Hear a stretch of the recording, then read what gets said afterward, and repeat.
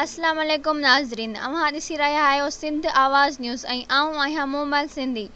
हाज़िर आहे हिन वक़्त जी अहम ख़बर। आइडियल स्कूल सिस्टम दौलतपुर पारां जश्न ईद मिलादुन नबी सल्लल्लाहु अलैहि वसल्लम जी शान में शानदार रूह परवर तक़रीब वॾे जोश जज़्बे ऐं अक़ीदो एहतराम सां मल्हाई वई, जंहिं में शागिर्दनि मुजाहिद अली ज़रदारी, नजमा मल्हा, फ़िज़ा आराई, अलीशा जिसकाणी, मोहम्मद हसन अस्करी लांगा, बिस्मा गांइचो, आयत मल्हा, तीब आराई, अयान अली दाहरी, फ़िदा हुसैन दाहरी, मीरब फ़ातिमा जट, मोहम्मद हनीफ़ फोटोगुल, शमा भंवर, गुलाम मोहम्मद ओठो, मोहम्मद ताहिर सहतो, मोहम्मद अरसलान ज़रदारी, मीहर अली मल्हा, आइज़ा नूर अब्बासी, ईशाल अब्बासी ऐं ॿियनि नातूं चई मासूम ॿारनि खे झुमाए छॾियो। तक़रीब में मौजूद शागिर्दनि मरहबा या मुस्तफ़ा आका क़ियामत मरहबा ते पुरजोश नारनि सां हथनि में सायूं झंडियूं खणी आका जी मोहबत में नातुनि सां झुमरियूं हणंदा रहिया। उन मौक़े ते स्कूल जे प्रिंसिपल सरफराज़ सरवर जुणेजो उस्ताद ऐं शागिर्दनि तोड़े शागिर्दियाणियुनि चयो त असांखे हिन मुक़दस महीने जो बेसब्रीअ सां इंतज़ारु हूंदो आहे, छो त हिन महीने खे आका दो जहां हज़रत मोहम्मद मुस्तफ़ा सल्लल्लाहु अलैहि वसल्लम जी विलादत जो शरफ़ हासिल आहे।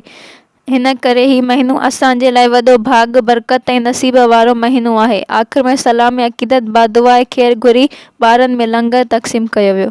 ऐं वधीक ताज़ा तरीन ख़बरनि लाइ ॾिसंदा रहो सिंध आवाज़ टीवी न्यूज़ ऐं सब्सक्राइब करणु न विसारींदा।